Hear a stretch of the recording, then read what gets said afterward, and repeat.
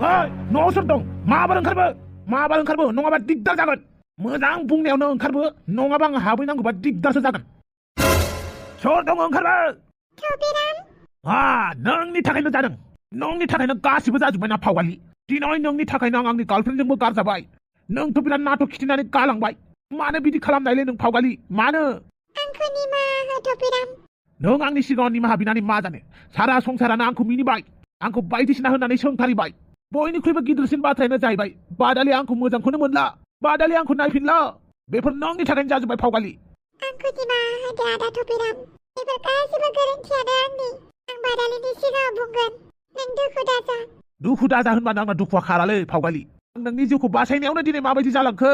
आंहासो खैफोदाव गोलैबाय बिथिंबो जाया गेजेरावनो जिंगा लाला जाबाय दा आं मा खालामबावनांगौ थफिराम आं फावगालिजों रायलायगोन मा होननानै रायलायगोन नों माला रायलायगोन नों फावगालिजों आंनो फावगालिनि फन नाम्बारखौ हर आं रायलायहरगोन नंमारगौथ' दे होबाय आं नाम्बारखौ 0022255600 थेंक इउ थफिराम आं फन हरगोरनि दानो हर आंनि मबाइला न' सिङावसो दं आं रायलायहरनि आंनो नांगौ आंनि सिगाङावनो रायलायनानै दिन्थि होमबासो नङाबा आंबो न' सिङाव थांनि नों बेवहायनो था मा जाखो नोंजों थांफाबा मा जायो नोंखौथ' आं जेबो खालामा ना ओइ थफिराम मानो एदावदों फावगालिखौ आं एदावदों फावगालिखौ औ मानो एदावदों आंलाय माला एदावखो फावगालिखौलाय नों खोनायाखै नामा फावगालिया न' सिङाव नोंखौ लाङा होननायखौ मानि थाखाय आं सान्दुं गोसोआव बेफोरबायदि गसंना थाबाय थानांगौ नामा टफिखौलाय मानोथो गानदों टफिखौ बिफोरनि थाखायसो गानो नङा होमबा एसेबां थिफुदलिना नों जोंलारि आं थिफुदलि नङा आं सैथो बाथ्रासो बुंदों ओइ नों ओंखारलां आंहा फावगालिजों बिराद गिदिर बाथ्रा दं मा बाथ्रा दं आंनि सिगाङावनो बुं आं फावगालिखौ जायाथ' फावगालि बोरो माथो फादेंदेंसो गसंना दंबाय दं रायलायहैनि आं टफिराम नोंहा लाजिनाय गैया माखौ लाजिनांगौ आंलाय इसेबां उन्दै गथ'खौ नों हाबा खालामहैनो नै बेफोरनि थाखाय आं फाग्ला जाबाय गोरोन्थिया आंनि नङा गोरोन्थिया आंनि गोसोनिसो जे आं जायखौनो बेखौनो हेफाजाब होयो हेफाजाब होनायाथ' गाज्रि नङा नों मा मिन्थिनो आं जे बेसेबां गाज्रि थासारिखौ नुगासिनो आंनि गोसो थोनाया आंखौ ब्रेकआप खालामबाय फावगालिनि थाखायनो जाजोब्बाय फावगालियालाय मा खालामदोंसै बे फावगालिया एमाव राजाजों ब्रेकआप खालामलायनानै आंनि गार्लफ्रेन्ड जाथ'बाय बिनि उनावहाय थैनो नागिरबाय बियो आं थैनो नागिरनायखौ आङो बेखौ बासायनानै न'आव लानानै थांबाय हाबा खालामनो होननानै होमबानो नों हाबा खालामनो होननानै न'आव लाङो नामा मानसिया मानसिखौ हेफाजाब होलायखायो हेफाजाब होनायनि मुङावलाय नोंलाय मानो फावगालिखौ हाबा खालामनो नागिरनाय होमबालाय आंलाय बहाथो दोननांगौमोन फावगालिखौलाय फावगालिया न'आवबो थांनो गिबायबा नोंनो बुंलाय जोंलारि आं मा हेफाजाब होनाया गाज्रि जादों नामा जायाखै अब्लाबो बिमा बिफाफोरनो खोन्थाहरनांगौमोन ना नों सोमस्रिनि फिसाजो ना हाफांनि फिसाजोलै इसिबां तेव सैथोखौ बुंनायखाय लाजिदों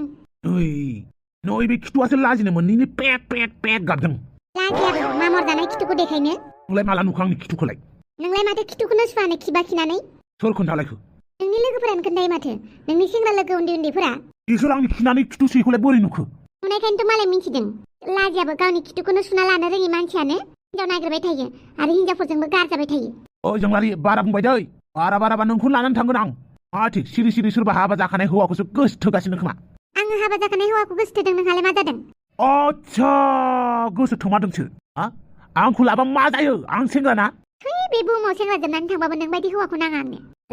इसेबां गोहो आंखौ बिदि बुंलायथारदों मानो फैदों नों बेवहाय आरो जोंलारिखौ मा बुंदों नों इसेबां गोहो आंनि न'आव फैनानै बेफोरबायदि सिख्ला एदावफैनो मा आं सिख्ला एदावदों आंलाय मानो एदावनांगौ जाखो आंहा बिथिंबो जाया बैथिंबो जाया गेजेरावनो जिंगा लाला जानानै दं बेफोर गासिबो नोंसाजोनि थाखाय जाबाय जागोनसो गावहानो मोजां नङा थिगखौनो बुंदों जोंलारिया मानि थाखाय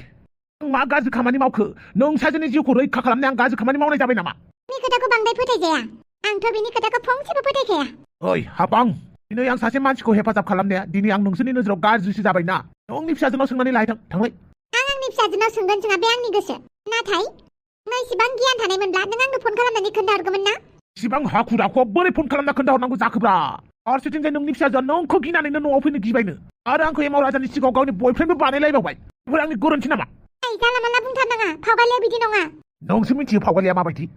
सिरि उवालखौ गुनजेत खुरनाय बायदि खुरनो रोंगौ बे फावगालिया हापां होख्रावनो नोंल' रोङालै हापां आंबो रोंगौ आं जेब्ला होख्रावगोन ना नोंनि खोमाया बेंगा जागोन ओंखारलां आं बेवहाय थानोबो फैखायाखै ओंखारलांगोन खालि नों सासेखौ बुं आंनि गोसो थोनाय बादालिनो मोजां फन खालामहरनानै खोन्थाहरनो थाखाय मानो होनोबा फावगालिनि थाखायनो जाजोब्बाय बेफोर गासिबो खोन्थाहैथां थांखागोनबो बे थफिरामा माबायदिथार बे बेफोरबायदिनो थासिगोन ओमफ्राय जोंलारि बहा थांनो नागिरदों नोंलाय आखायाव बिबार लालायना बे बिबारा हाथायनिफ्राय बायनानै लाबोनाय ओरैनो न'आवनो बायदिसिना साजायनो होननानै बिबार लानानै फैदों दे मोजाङानो जोंहानि फावगालिखौबो फोरों जागोन दे ओमफ्राय न'आव माइ गायनाया जोब्बाय औ माइ गायनाया दिनै जोब्बाय न'आव खामानि गैयाबालाय फावगालिजों दसे रायलायहैथ' जागोन दे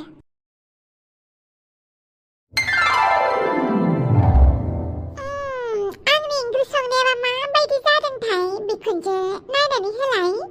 गोथावानो जादों आफि एमाव राजा नोंथ' आंनि ओंख्रि संनायखौ मोनजाफेराखै जादो दे आरो दुम्फावाय दे जादो दिनै बिराद गोथाव संथारदों माथोलाय दिनै बावले आङो गोदासो मोनफैलायनाय जागोनलै जाबानो जाबाय बेनि उनाव दुम्फाखौ बेरायनो लांदो आयो दसे थानानै आङो आदै सन्तला मोननावबो बेरायहैगोन आदै सन्तला मोननाव जोंहानि आइया माइ गायहैदों आइया आंखौ लिंहरखादोंबो आयौ बाला माइ गायखांलायबाय बिस्रा औ माइ गायदों मालाय लिंहरगासिनो आंखौ सोरबा मानसि मोनबाय खोमा फैसा सोनायनि मानसि मोनबायदां आयौ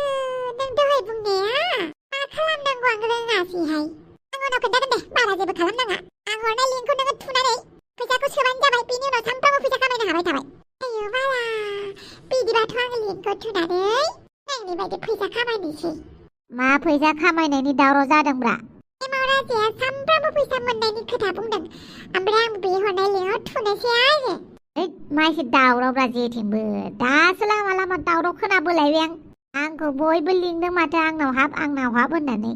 जोंहा एमाव राजानियाव हाबनोसै आरोना दां बेफोरखौ बारा मोजां मोनलाय लाङालै आं गैयालै बिदियाव नों गैया आंथ' दंना आखाइ आथिं सुना फैनानै जिरायफैदो ओंखाम जानोसै दिनैबा मा बार नांदोंलै ओंखाम संलायथारदों माथो ओंखाम संदोंथ' आरो आंनि ओंखाम संनायखौ जादो ना एमाव राजा नंगौथ' आरो ओंखामखौ थिगसे जागोन आं गोदनासो नुजालायनाय दुम्फाव बेनिफ्राय सानैबो जोंहा बेरायहैनोसै आदा जोंहा थाबैनो लारु आं ओंखाम जानोसै दे बेनिफ्राय आइया आंखौ मानसि सोंनो लिंहरदों खोमा थांनोसै जायफोरा फैसा खामायनो थाखाय लिंक बिहरगासिनो दं बिथांमोना इन्सटाग्रामाव थांनानै फेसबुक पेजाव थांनानै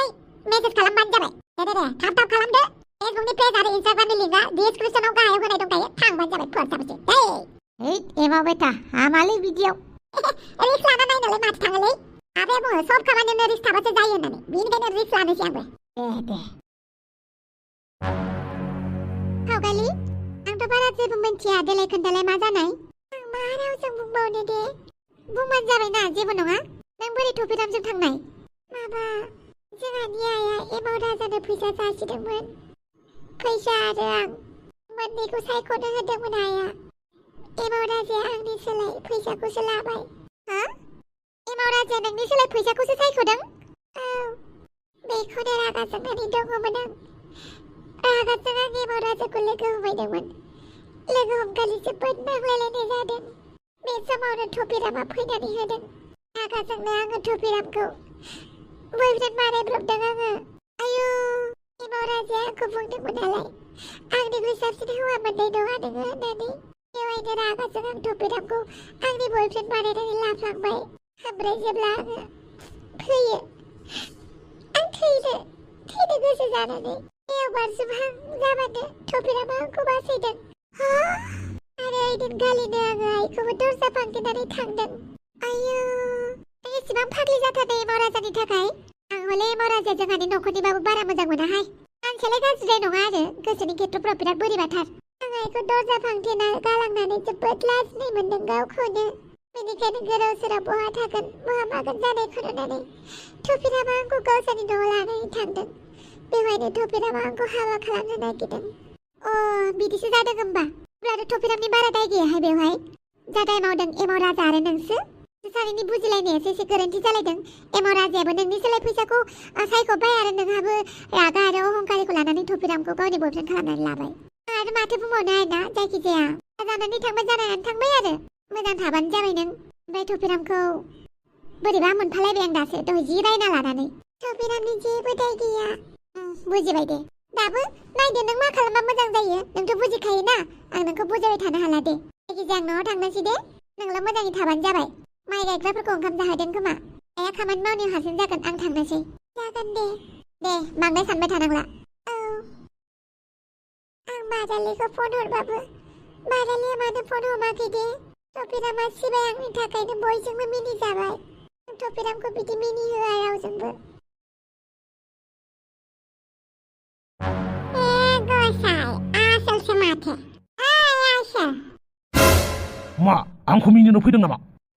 गसाय मानो मिनिलाबायनांगौ जाखोब्रा नों बेवहाय हारसिं जिरायना थानायखौसो मानो जिरायदों नंदों आं लामानि मानसि लामाथिं थां आं रावजोंबो रायलायनो सम गैया गसाय रायलायनो सम गैलाय बिराद बिजिथार नामाब्रा औ साननायाव बिराद बिजि आं बायदिसिना सानदों आं बांद्राय सानबाय थाबा फाग्ला फाग्लि जायोलै फै जोंहानि न'आव जौ लोंहैनोबा मिनिगोन आंखौ बयबो मानो मिनिनांगौ जाखोब्रा मिनियालै थौ जोंहानाव आच्छा दे